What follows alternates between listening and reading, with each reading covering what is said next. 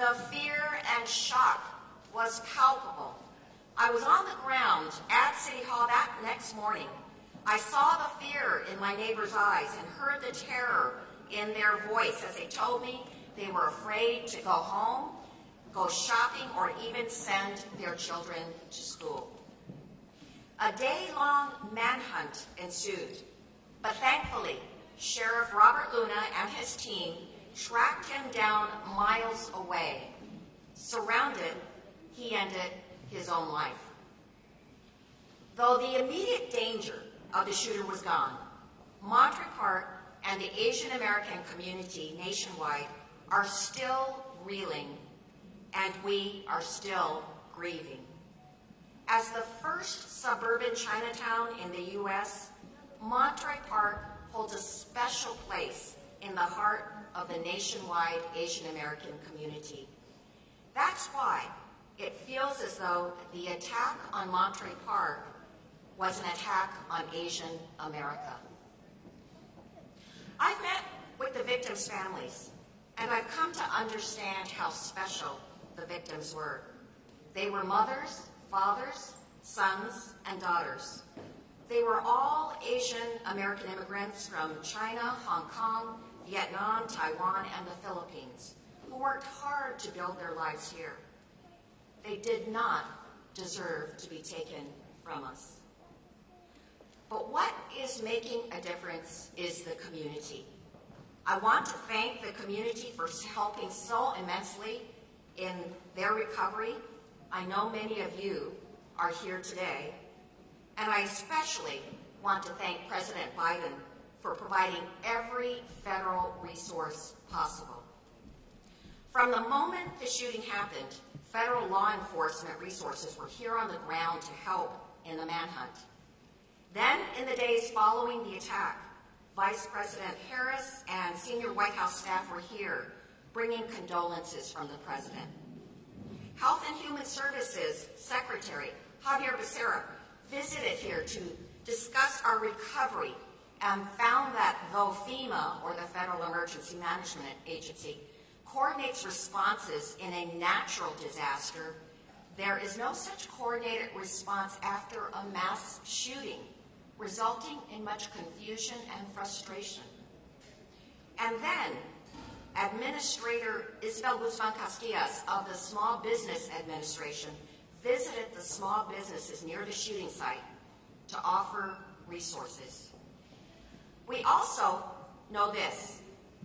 This shooter had a semi-automatic pistol with a high-capacity magazine that allowed him to shoot 42 rounds in a matter of minutes.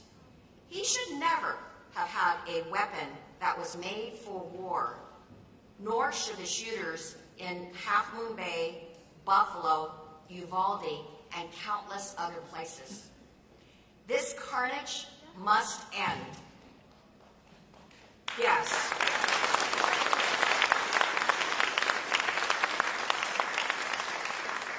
And that's why we must pass a national assault weapons ban.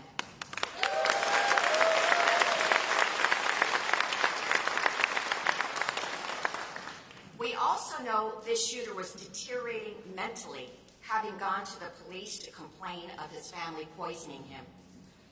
Our red flag law could have enabled someone to have his guns removed, but I doubt that our immigrant community knows about it. So multilingual outreach is needed about this law to all our communities. So President Biden, thank you for meeting with the victims' families as well as the wounded and consoling them. Thank you for being with us today in an ultimate act of healing. Thank you for letting us know that we are not alone. And thank you for continuing to raise your voice for an assault weapons ban in this country, as well as for measures in your gun violence executive order, especially with regard to enhanced red flag implementation and a coordinated FEMA response to mass shootings. We need this so that no other community has to go through what we've gone through. Thank you.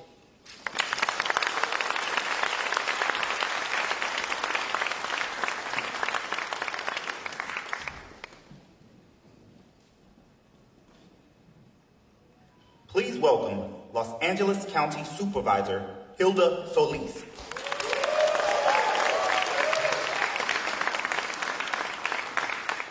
Good afternoon, everyone, and buenas tardes. I'm Supervisor Hilda L. Solis, and I represent the 1st District on the LA County Board of Supervisors. And I'd like to start, first of all, by welcoming President Biden to Los Angeles County, especially to Monterey Park, a city with over 60,000 residents who I am honored also to serve and represent. Thank you so much for being here, the epicenter of a tragic mass shooting. Yes, but, Mr. President, this is also an epicenter of hope and resilience. Here in Los Angeles County, I am honored to have 4 other colleagues sitting on a historic all-women board who, by the way, are all strong gun safety advocates just like myself. Just this year alone, we have unanimously passed 5 gun safety motions, including one you might be familiar with, Mr. President. You and Senator Feinstein put forward 2 bills to ban military-style weapons and high-capacity magazines, in addition to raising the age from 18 to 23 years of age to purchase them. And last month alone, I authored a motion that passed unanimously to support Senator Feinstein's reissuance of these 2 bills. Senate Bill 25 to ban assault weapons and high-capacity magazines, and Senate Bill 14 to raise the age from 18 to 21 to purchase assault weapons. Mr. President, you are exemplifying what we need: strong leadership on all levels of government, to be brave, to be courageous, and to stand with victims and survivors against gun violence.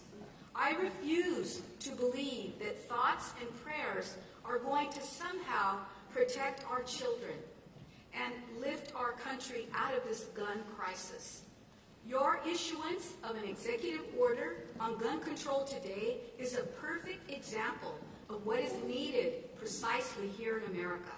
Every day, we use the authority we have at the Board of Supervisors to keep our 10 million residents safe from gun-related violence, and to support the work of other brave colleagues that you're going to hear from, and you already heard from our Congresswoman, you'll hear from our U.S. Senator, but you'll also hear from our President. And next Tuesday's meeting at the LA County Board of Supervisors, I will be putting forward a motion to support President Biden's executive order. Mr. President,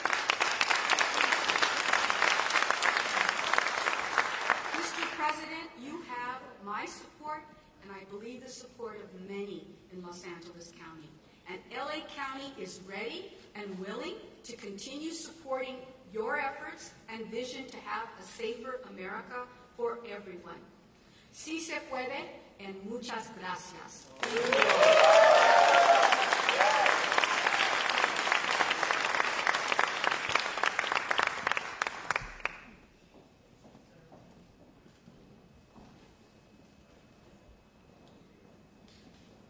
Please welcome Senator Alex Padilla.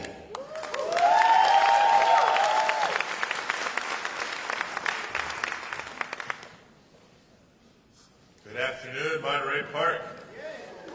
Good afternoon. It is a solemn honor to be back in Monterey Park today, here alongside so many friends and colleagues, including Representative Judy Chu and Supervisor Solis, whom you just heard from, but also with first responders, with community leaders, with friends and loved ones of those wounded or taken from us in January. And it is my privilege, Mr. President, yes, he can hear me. It is my privilege, Mr. President, to welcome you back to California. But I must say that this year it's been too often in the shadow of tragedy and heartbreak. Today we gather in Monterey Park, a proud and diverse and welcoming community. 2 months ago, it was here that families gathered to celebrate with good food and lively music on the eve of Lunar New Year, and eagerly awaited calls from loved ones wishing them good fortune in the new year. But instead, the families of 20 of our neighbors, after a night of horror, received a different type of call. That night, as we know, a lone gunman entered the Star Ballroom and claimed 11 lives while injuring 9 others, taking from us parents and grandparents and making our AAPI community in particular live in even more fear for their lives. Now, there's no denying it. We have a gun violence epidemic in America.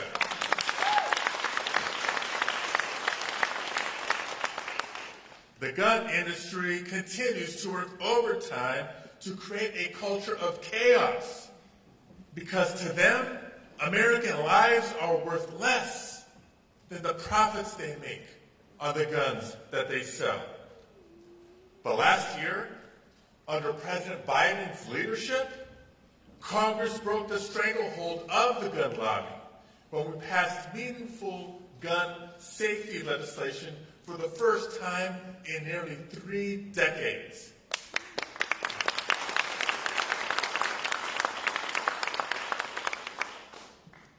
But today, as we gather, not just to remember, we can celebrate the continued leadership of President Biden with his historic executive actions to enforce background checks, to further analyze, get this, to further analyze the despicable tactic of marketing guns to children that the gun lobby is engaged in, but also to make sure that we surge resources for communities like this in the wake of mass shootings. Despite the good that these executive orders will bring, as we all know, there will still be more work to do. That includes bringing back universal background checks. Absolutely. And as Supervisor Solis just mentioned, we should follow the example of then Senator Biden and our own Senator Dianne Feinstein for their work in 1994 in banning the sale of assault weapons, and we should ban high-capacity magazines as well.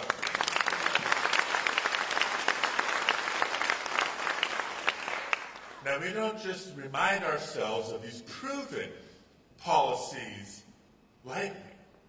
We know the work that we have cut out for us. So we are very clear-eyed in knowing the opposition that we continue to encounter from Republican members in Congress who stand in the way of these common-sense gun safety measures. And it would be easy, as we have in trauma after tragedy after trauma after tragedy after so many years, to feel hopeless. But if ever the United States of America needed to find a source of strength, it is found right here in the community of Monterey Park, California.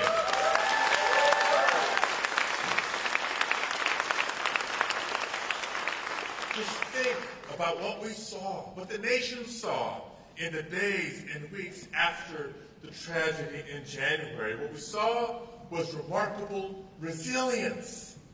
We saw the strength of those who rallied this community, like my guest at this year's State of the Union address, the former mayor, Henry Lowe. Give him a round of applause. Along with the new mayor, the entire council, all the leaders of this community, elected and otherwise, who came together to call for calm and healing for so many families. We saw the strength of this very Boys and Girls Club, who honor those lost by celebrating Lunar New Year and giving kids a chance and a place to play or to cry and to heal. We saw the strength in the waves of community members who gathered to build a memorial outside the Star Ballroom, where neighbors would come together to comfort one another and to process the tragedy together. You see, as we heal, and it's a process, it will continue to take time, but as we come together to heal, we know, just as President Biden knows, that the pain and the heartbreak may diminish over time, but it will never completely go away. But we can honor those who were taken from us by taking action to prevent future incidents of gun violence. We can and must save lives. We know what to do. We need the will of Republican members of Congress to help us do it. And we can honor those lost by reclaiming the sacred spaces and celebrations and by embracing the people and places that will always make Monterey Park strong and special. Thank you all for being here today. Thank you for having me. Let's welcome President Biden.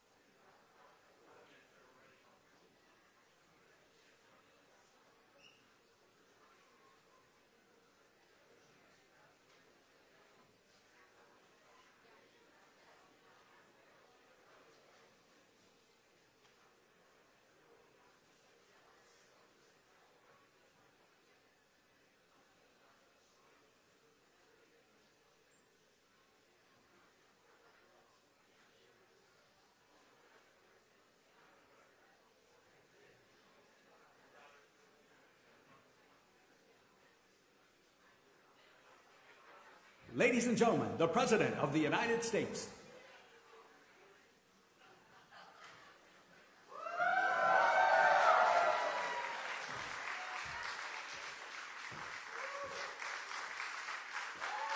Good afternoon. Thank you. Thank you. Please have a seat if you have one.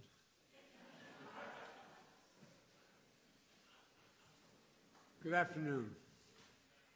Saturday, January 21st, 2023, Lunar New Year. A time to enjoy. A ballroom dance studio, place of happiness, friendship, and belonging. People across backgrounds and generations celebrating their cultural roots and bonding through ballroom song and dance. Place of refuge where immigrants have lived for years. Supported new immigrants who just arrived, becoming not just friends but family. But as we all saw, a day of festivity and light turned into a day of fear and darkness. A holiday of hope and possibilities marked by horror and pain. Vibrant dances, music replaced by vigils and memorials. 11 souls taken, 9 injured. Private mourning made public. That sense of safety shattered. Survivors will always carry the physical and emotional scars. Families left behind who will never be the same. One of the worst mass shootings in California history. A tragedy that has pierced the soul of this nation here in Monterey Park, the San Gabriel Valley, the heart of the Asian American community. My dear friend Judy Chu, former mayor of Monterey Park, your congresswoman and chair of Congressional Asian Pacific Caucus. Senator Alex Padilla, champion for this community, the entire state. My good friend Supervisor Hilda Solis and all elected officials, law enforcement, first responders, faith leaders, community members, all here today. You've shown up for this community, and I know you always will. To the families of victims who spend time, I get a chance to speak with today, and whom Vice President Harris spent time with a few weeks ago. I'm here on behalf of the American people to mourn with you, to pray with you, to let you know you are loved and not alone. Every case is different, but I know what it's like. I know what it's like to get that call. I know what it's like to be told. I know what it's like to lose a loved one so suddenly. It's like losing a piece of your soul. It's like a black hole in your chest you feel like you're being sucked into. Suffocated. Hardly able to breathe. The anger, the pain. The depths of the loss so profound it's hard to explain. The suddenness tends to magnify the grief. As time passes, the shock and numbness slowly make way for the sobering reality of their absence. An empty chair at the dinner table, the birthdays, the anniversaries, the holidays, without them. Everyday things, small things, the detail you miss the most. The scent when you open that closet door. The park you go by that you used to stroll in. The morning tea you shared together. The bend of his smile. The perfect pitch of her laugh. As Judy shared with me, this is a tight-knit community with intergenerational households and deep reverence and respect for its elders. A community that's opened its heart and its homes to friends and neighbors and stood strong throughout the pandemic as anti-Asian hate crimes rose. A community that in the face of horrific tragedy has become a symbol of hope and resilience. Pushing forward together, healing together, people from all faiths and backgrounds rallying to show their love and support, raising money for funeral costs and memorials, providing counseling, and translation services to the victims' families, providing and proving that even with heavy hearts, we have unbreakable spirits. As a nation, remember them. Immigrants from China, the Philippines, Vietnam, Taiwan, all of whom found a home in America. Mr. Ma, age 72, a pillar of the community, a beloved manager and dance instructor at Star Ballroom. He walked patrons to their cars at night, helped new immigrants find jobs. His children and grandchildren will carry on his legacy in the spirit of one of his favorite Chinese proverbs: cherish the people in front of you. Cherish the people in front of you. And Igao, 72, Mr. Nice, for his kindness, his positivity, his infectious smile, a free spirit always ready to lend a helping hand. He died shielding his dance partner. Shoju on you, 57, devoted mom, wife, sister, woman of faith, always there to help others, bringing food and newspapers to family members who had trouble walking. Always, always working tirelessly with her husband to build a future for their 3 children. Nancy Jian, 62, known as Sister Sunshine. She loved to play cards, piano, and the weekly volleyball game.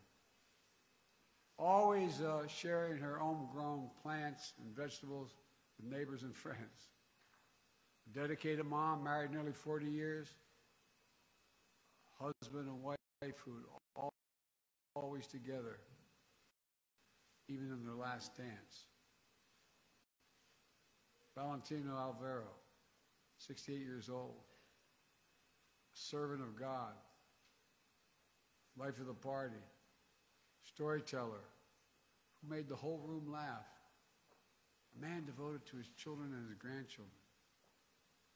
May Manon, 65, bedrock of her family and friends, eternal optimist, avid dancer who'd visit the studio every weekend, often leaving snacks behind for her classmates.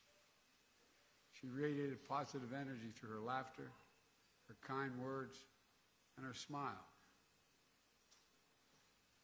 Moy Dayun, 67, refugee, community builder, cherished friend, known for her kindness, her sweetness, her generosity, her beloved family, the center of her world. Diana Tom, 7 years old, devoted daughter, wife, mother, grandmother, who loved to sing karaoke. A giver and an adventurer who loved to explore new foods and travel the world.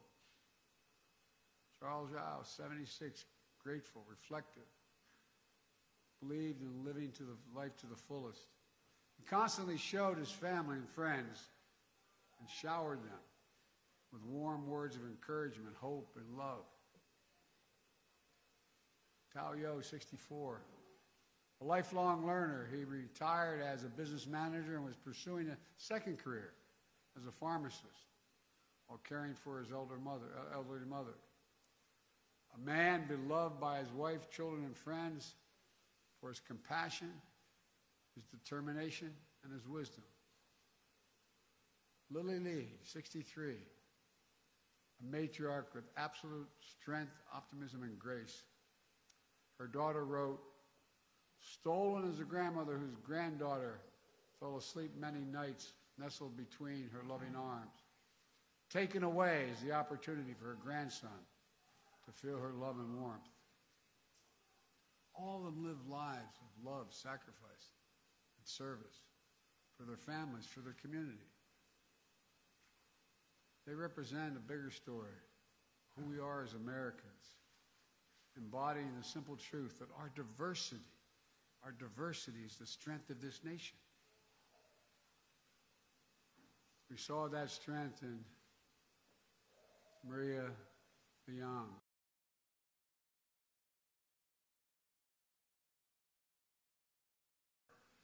In to creating a warm, welcome space. Seniors. That strength in Brandon Say, who met me at the airport, whom Jill and I have gotten to know. 20 minutes after the rampage at Star Ballroom, Brandon saw the same shooter walk into his family's own dance studio, just 2 miles away, pointing a gun at him.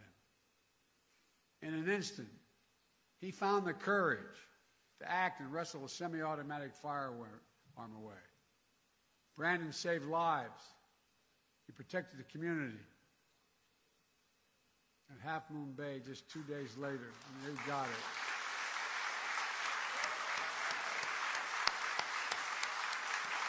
Brandon, stand up.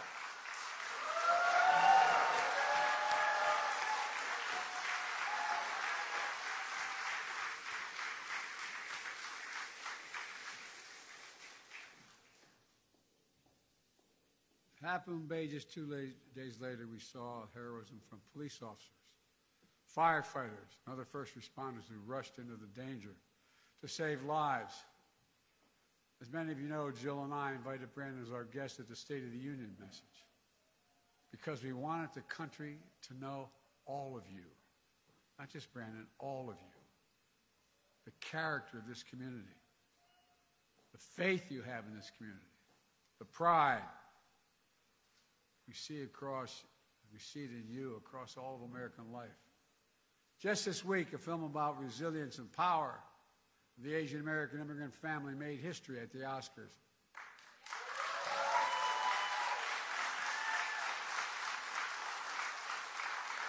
Echoing the heart of so many in this community.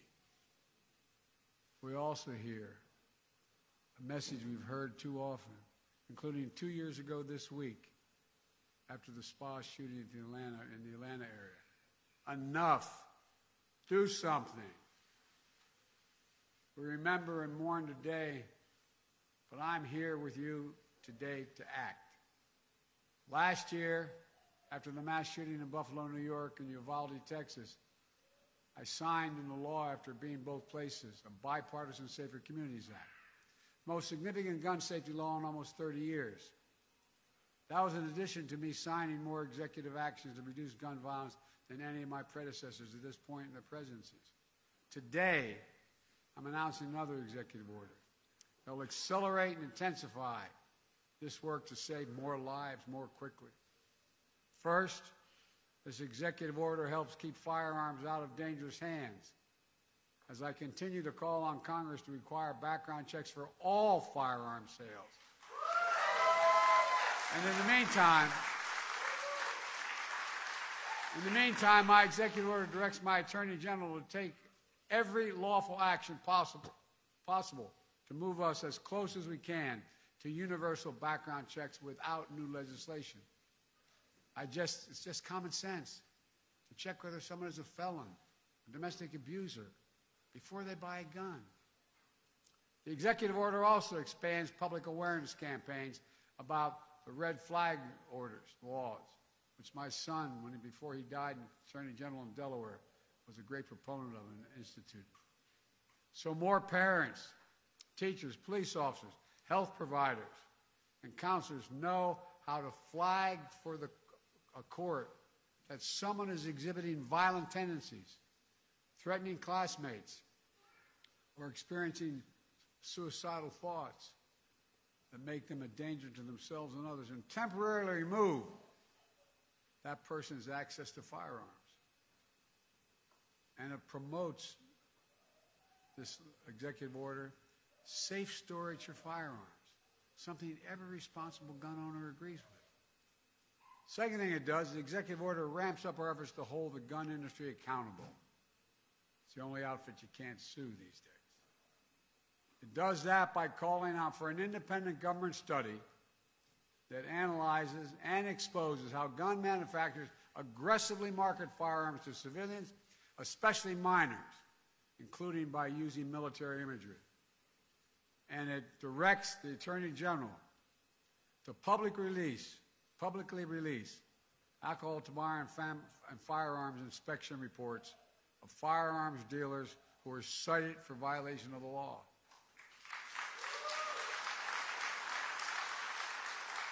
That way, policymakers can strengthen laws to crack down on those illegal gun dealers, and the public can avoid purchasing from them. Third, the executive order improves federal coordination to support victims, survivors, and their families and communities affected by mass shootings. The same way FEMA responds to your natural disaster in California and all around the nation, and it will help folks recover and build after folks recover and build after wildfires and superstorms and droughts. For example, we need to provide more mental health support and grief and trauma, and more financial assistance when a family loses the sole breadwinner or when a small business shuts down due to a lengthy shooting investigation. There's more in this executive order, but I'm not stopping there. Last week I laid out in my budget that we invest more in safer communities and expand access to mental health services for those affected by gun violence. Congressional Republicans should pass my budget instead of calling for cuts in these services or defunding the police or abolishing the FBI, as we hear from our MAGA Republican friends. But let's be clear, none of this absolves Congress the responsibility from the responsibility of acting to pass universal background checks, eliminate gun manufacturers' immunity from liability. And I'm determined, once again, to ban assault weapons and high-capacity magazines.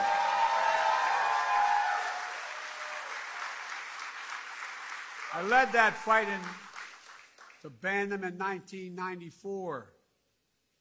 In the 10 years that law was in place, mass shootings went down. Our Republican friends let it expire 10 years later. And mass shootings tripled since then, tripled. So let's finish the job. Ban assault weapons. Ban them again. Do it now. Enough. Do something. Do something big. Folks, let me close with this. Scripture says, the Lord is near to the brokenhearted and saves the crushed in spirit. A lot of us have been there. As we gather here today, I know your hearts are broken, but I know your spirits are strong. And as you remember and heal, I know the light of your loved one is once again going to lead you forward. It takes time. I tell everyone, at least it did with me, it takes time. But I promise you, the day will come when the memory of your loved one brings a smile to your lips before it brings a tear to your eye. A tear will never fully go away. But when you had that smile first remembrance, that's when you know. That's when you know you're going to make it. You're going to know you're going to make it. My prayer for all of you is that day will come sooner than later, but I promise you, it will come. God bless you all. I admire you so damn much. Thank you.